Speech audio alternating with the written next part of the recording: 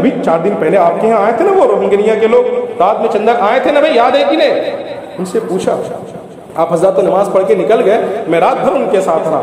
انہوں نے کہا کہ جناب ہمارے یہاں آج سے 30 سال پہلے NRC ہوا تھا اور اس NRC میں ہماری ناگرکتا، ہماری شہریت چھین لی گئی ہے. آج ہمارا حال یہ ہے کہ ہمارے گھر میں ایک چھری نہیں رہ سکتی ہے، سبزی کاٹنے کی چھری بھی وہاں کی فوج اٹھا کر کے لے کے چل جاتی ہے، کہ ہمیں موبائل خریدنے تک نہیں دیا جاتا ہے، کہ پورے ایک ضلع میں دربار، پورے ضلع میں اگر مسلمان کا وہ پورا ضلع ہے ایک موبائل ہوتا ہے. جب ہم صبح کا ناشتہ اس کو دیے اسی مسجد میں، اللہ تعالیٰ جزائے خیر دے جنہوں نے ان کے لیے ناشتہ بھیجا تھا، کہ جب وہ پراٹھا ان کے ناشتہ میں آیا تو ان کے آنکھوں میں آنسو تھا. وہ کہا، بیچارے ان کی زبان میں لڑکھڑاہٹ تھی، انہوں نے کہا کہ ہم لوگ اپنی پوری روہنگیا زندگی میں ہم لوگ کیا ایسا کھانا نہیں دیکھے. جب ہم ہندوستان آئے تو ہم جانے کہ یہ بھی کھانا ہوتا ہے. رات میں اس دن عابد بھائی کا ولیمہ تھا، وہاں ان کو کھانا کھانے کے لیے بھیجا گیا.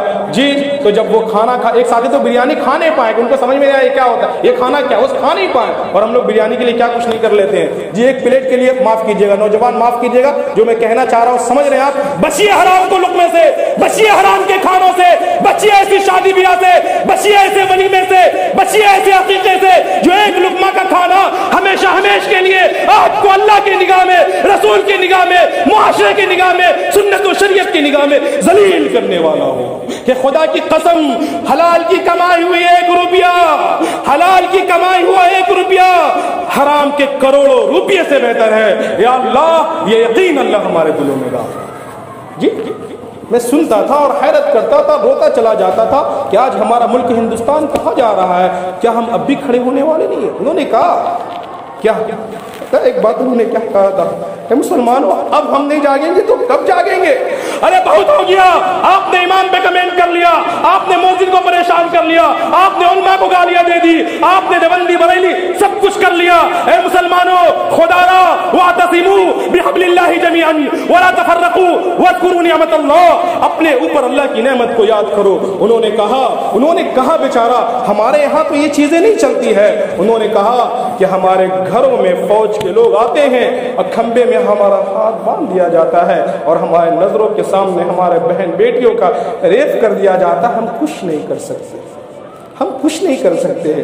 انہوں نے آنکھوں دیکھا، ایک آدمی اس میں دکھایا کہ اس کے پیٹھ میں 2 گولی لگی ہوئی تھی. جو مجھ سے بات کر رہا تھا اس نے کہا، دکھایا اس کے دانت ٹوٹے تھے، یہاں اس کے چاقو لگے ہوئے تھے. او بھدری شاہ، لوگ آ کر چلے گئے، ہمیں خبر بھی نہیں ہے. تم شہر امن کے رہنے والوں، حال ہمارا کیا جانو. اللہ نے آج نعمتیں دی ہیں، اللہ نے آج سہولتیں دی ہیں، اللہ نے آج صحت دی ہے. اور مسلمانوں اللہ نے سب کچھ دیا ہے، خدا را اس نعمتوں کی قدر کر لو، تب اس کے کہ اللہ تبارک و تعالیٰ ان نعمتوں کو چھیننے کے لیے تیار ہو جائے. میرے عزیز بات سمجھیے.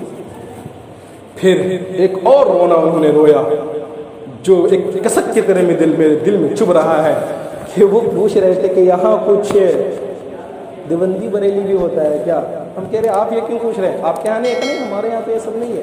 کہاں کے یہاں جب ہم 22,000 مسجدوں میں گئے ہیں اور بہت مسجد میں ہم لوگ کو بھگا دیا جاتا ہے، بہت مسجدوں میں ہم لوگوں کو بھگا دیا جاتا ہے، کہتا ہے کہ یہ تو دیوبندی وہابی جماعتی لگتا ہے، بھگا دیتا ہے ہم لوگوں کو. یہ کیا ہوتا ہے جماعتی اور یہ دیوبندی وہابی کیا ہوتا ہے؟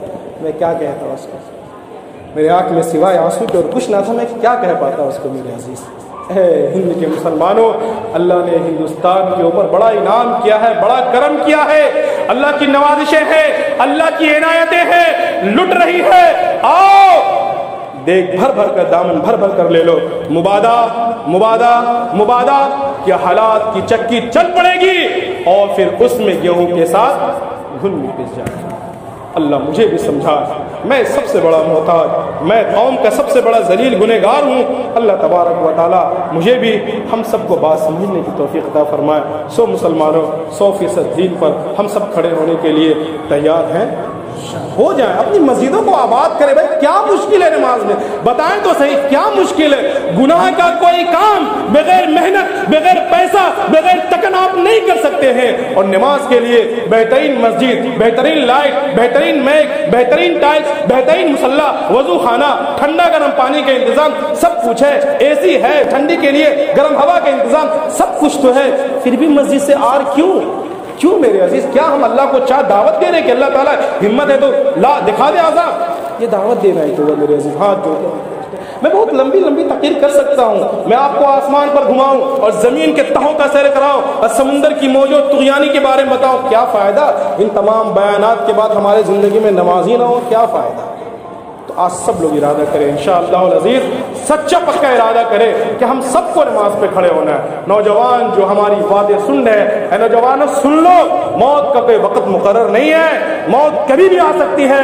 आई हयात लाई क़ज़ा, ले चली चले, अपनी खुशी से आए ना, अपनी खुशी से चले। नौजवानों आप भी इरादा करो, सारे लोग इरादा करें कि हम सबको इंशाअल्लाह अज़ीज़ आज और अभी से ही नमाज की पाबंदी करनी है। कहें कि अभी नमाज के बाद कोई कब्रिस्तान नहीं जाएगा, आप जाइए, वक्त पे जाइए, सब लोग सुन्नत पढ़े, सुन्नत पढ़कर घर जाएं। ये क्या तरीका है? नमाज होती नहीं है, सलाम होता नहीं कि सारे के लोग धर धर बाहर निकल जाते हैं, ये क्या तरीका है? किसने आपने सिखा दिया? हम क्या मुंह दिखाएंगे अल्लाह को? घड़ी तो देख लेते हैं, आप मस्जिद में घड़ी देख लीजिए, लेकिन अल्लाह के पास कोई घड़ी भी नहीं होगी, अल्लाह के पास कुछ नहीं होगा।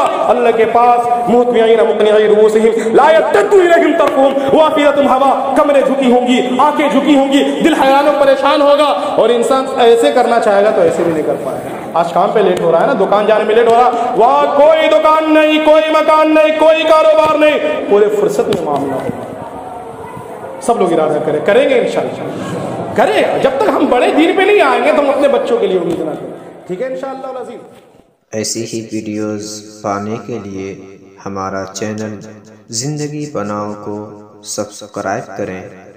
ऐसी ही वीडियोस पाने के लिए हमारा चैनल ज़िंदगी बनाओ को सब्सक्राइब करें।